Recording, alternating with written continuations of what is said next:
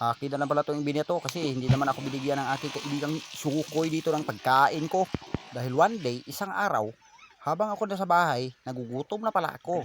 At saka kinuha ko na pala yung aking daladalang secret weapon para ingnon tagwapo ba. Oh yeah. At saka naglakad-lakad na pala ako dito, no?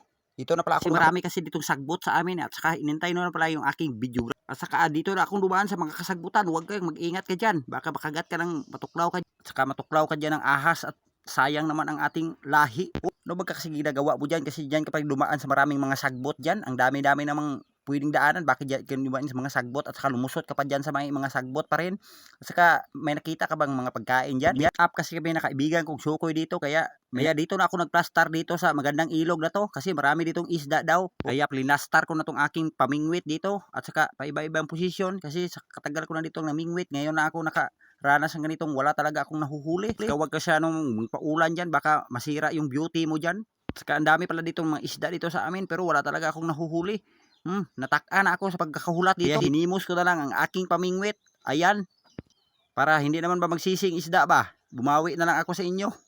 Ayan, uwi na lang ako. At saka pag uwi ko nakita kong langka dito. At saka inakyat ko na lang yung langka kasi parang maganda naman yata yung langka dito. Nasa puno ng bakan. Uy, mag-ingat ka dyan, baka malaglag ka, sayang naman ang kagwapuhan mo. Ayan, magnanakaw, umakyat na sa kanyang puno na hindi kanyang puno. Ayan, umakyat ka dyan, mag-ingat ka dyan, baka mahulog ka at malaglag ka dyan. At saka shoutout ko na lang dyan sa mga nanonood palagi ng aking video. Please like and share at follow na lang po sa aking Facebook page. At saka shoutout ko na lang dyan lahat ng mga taga Sagay City, no? Uy, mag-ingat-ingat ka dyan. Ang liit-liit na puno ng inakyat mo at baka malaglag at mahulog ka dyan. Saka gusto ko na talaga kunin itong langka. At saka pag pick ko ay hilaw naman pala. Kaya umuwi na lang ako. Umuwi na lang talaga ako kasi nainis na talaga ako. Nanguha na talaga ako ng mga lago dito, pain. Dito sa mga binalukan na daming tumpok dito. At saka kinuikoy ko na dito. At saka kinanap ko na talaga ang mga lago. At saka kinuha ko na dito. At saka wala talaga ako may nakuha. Ano ba talaga to? May bala kasi ako dito sa taas fish pond. At saka may nahuli na pala akong pain. At saka excited na ako kumain. Ayan, kinain ko pa sana. Saka nilagay ko na pala dito sa taga para may kainin naman yung mga isda dito sa fish pan ng akin na hindi akin. Yan, nilagay ko na dyan sa fish pan. Sobrang malas ko naman kasi wala talaga akong may nakuha dito sa kabilang fish pan.